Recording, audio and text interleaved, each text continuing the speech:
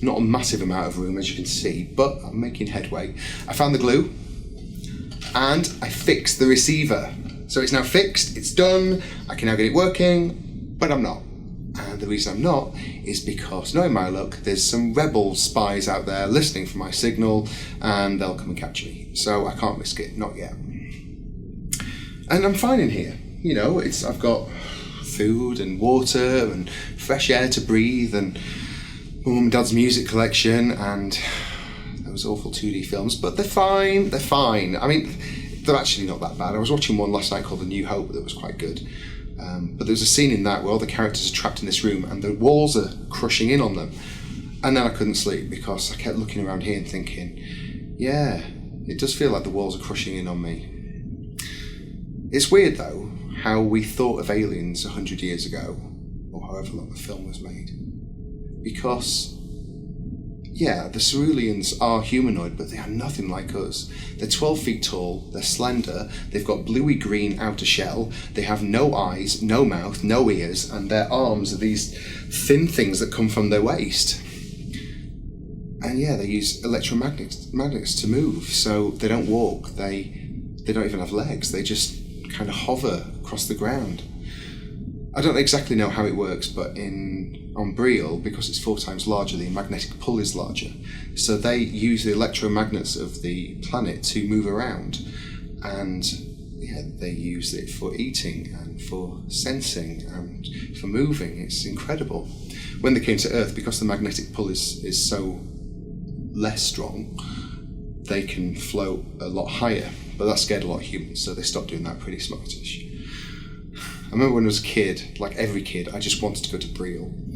And so when I finally went back to school and then went to university and I studied astroscience, and I enlisted the first chance I got, 24 years old. And I wanted to be there. I was in the top 100 for the UK, but I just missed out. So I said I would take my exams again the following year. I studied even harder, and then of course war broke out and I never got to go. But keep at this, and if I can figure out a way of making a non-traceable receiver, then who knows, I could be sending a message out to Brielle in the next couple of weeks.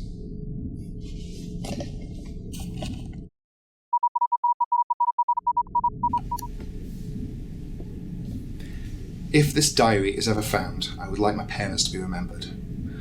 Felix and Rebecca Jones were 2 amazing people, possibly the most amazing people ever to live on this rock. They met when my dad was a penniless law student and my mum was a shop girl, and this was years before block shopping. This was 2009.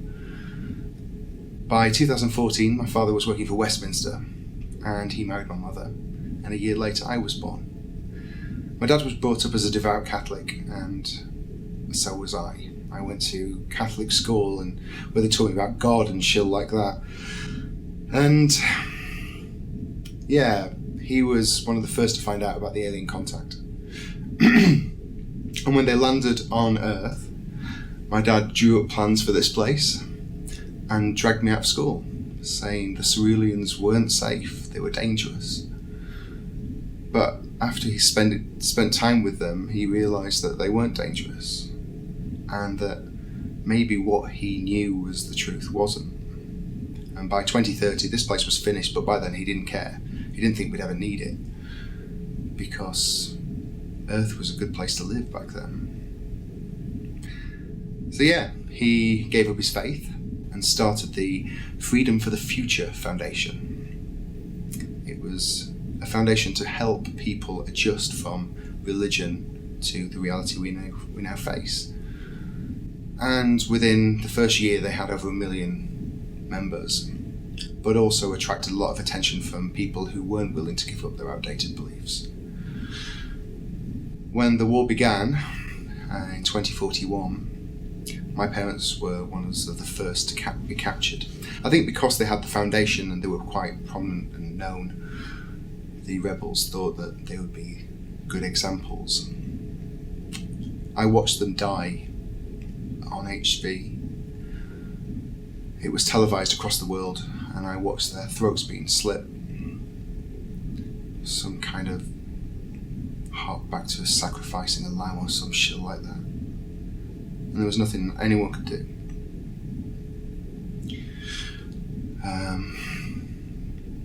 They thought that they would get more members for their rebel cause, which they did, but they also outraged the rest of the planet, and so a war raged on.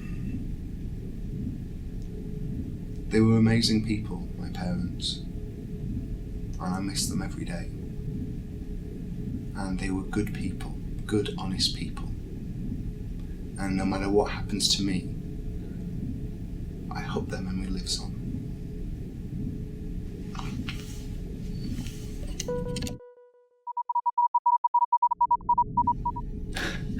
Look what I did.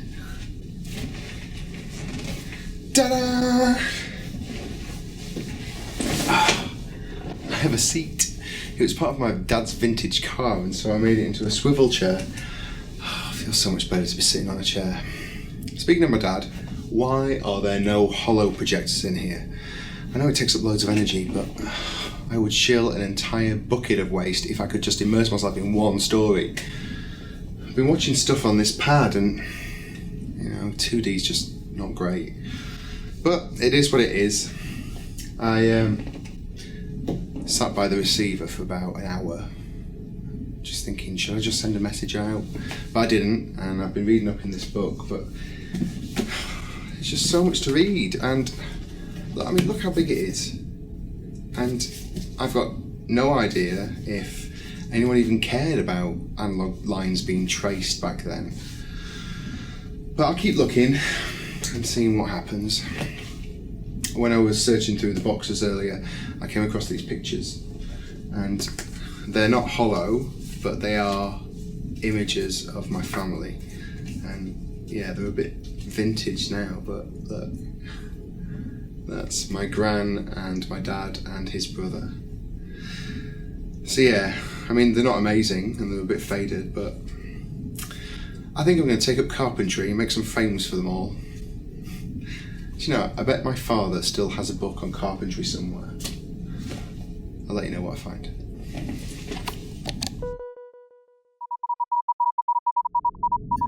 Okay, I didn't find a book on carpentry, but I did find this. I know, right? Sure beats pea water.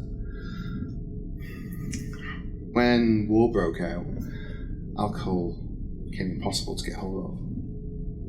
It was one of the first things to stop being produced. And I guess a lot of people were committing suicide, so alcohol helped with them going through with it. All the stores were raided or destroyed, so alcohol was gone by 2044. Luckily, my grandparents kept a massive stockpile in our cellar. So yeah, we had loads down there. But after my parents were killed, and my grandparents died, I decided to experiment with the different flavours in the cellar. The police and the army were really busy at the time and people were dying on every corner, so I never got a proper explanation to what happened to my grandparents. But the official report said it was a car accident. But I don't think so. I remember Grandad coming over and sitting me down and saying, when the rebels get to London, I must use this bunker. That was 2 days before they died. And after they'd gone, I came down to the cellar and drank anything that had a percentage. 100-year-old wines, single malt whiskies, champagne cognac.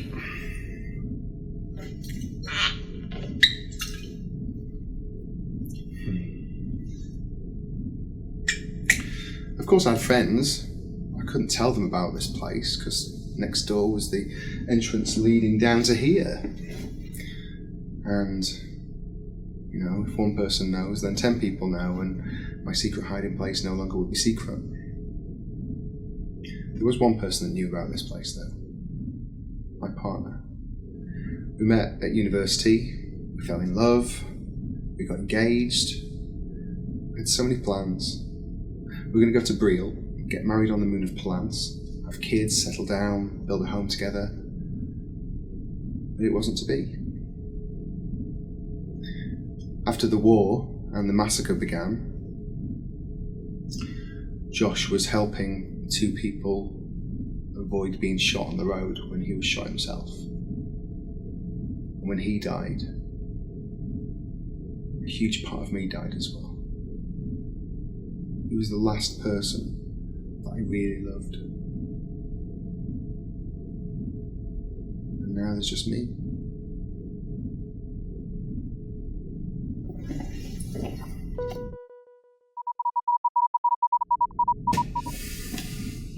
I am going stir crazy. I am sick of being in my tiny little coffin box. I am tired of drinking piss-flavoured seawater, and I am tired of listening to music from decades ago. The whole human race has eradicated itself, and the only thing left is me, surrounded by teddy bears and photographs of people that only I will ever remember. What's the point? Yeah, there's a few thousand humans on Breel, but they're 22 light years away, and they're not here. They're not on their home world. The last images of Earth I remember are of rubble and fire and destruction and dead bodies lying everywhere. And why? The same reason we've been warring for centuries. Religion and power. When the war ended, President Mia Farr said it was a step forward for humanity. 4 months later, crime had risen tenfold. Murder, rape, burglary, wanton violence. The kindest people I ever knew were either killed or turned into killers to survive. But no one did survive. No one but me. Or maybe not. I sent a signal out on the wavelength receiver yesterday. And either any survivor will get in contact or the rebels will find me, but either way, it's got to be better than rotting in here.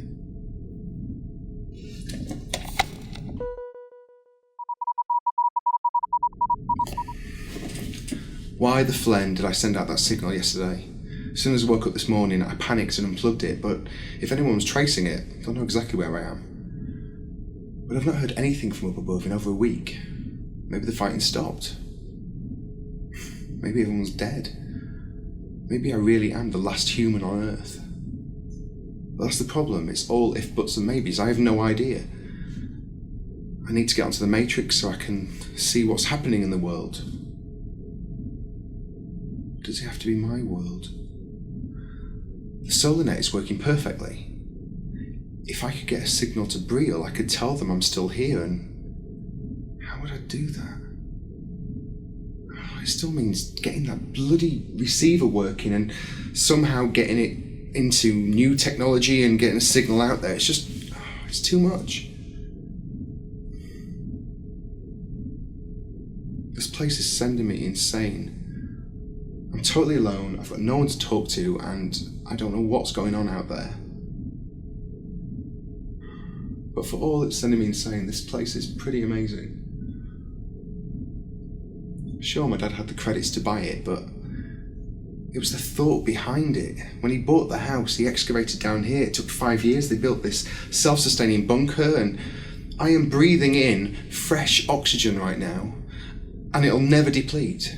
That's because the house was built right next to the new Thames barrier, and here there's pipes that lead out to the barrier. One collects seawater and brings it in, filters it, and then I've got fresh drinking water, and the other one is air that's then filtered, and both the water and the air surround the entire structure, making it soundproof. I mean, it's impressive, it's just amazing.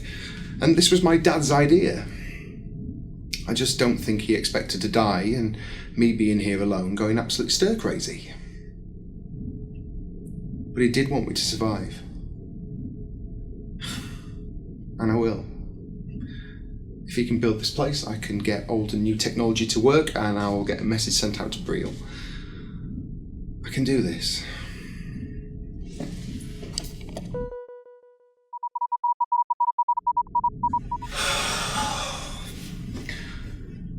I spent hours and hours and hours trying to get the Matrix online, and just when I was about to give up, it worked. I did it. It's a sluggish and slow version of the Matrix. I actually think it's the internet using the Matrix interface, because the only station I could find to bounce the satellite from was this place in Tasmania that's using 5G technology, which has not been around for decades. But it works, and I now have tons of pages to sift through, and I'm just hopeful that someone has put together a way to put wavelength technology with solar technology, and then I can get a message sent out to Brielle and get out of this place. Oh, Flen, my brain hurts. Just talking about this is just... But yeah, hopefully I'll get it all together and I'll get out of here. And now I've got the Matrix. I'm really happy because all of human history is stored on the Matrix. And now I can save it to my pad, and when I do get rescued and I do go back to Brielle, that can be preserved for generations, forever, to know that our time on Earth hasn't been in vain. Oh, and because I've also got the Matrix, I can set a sunrise alarm. It's been so long since I've seen the sun. Activate Matrix. Matrix activated.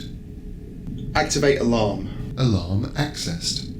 Set alarm for 9 p.m. with sunrise. Alarm set. Confirm. Confirmed.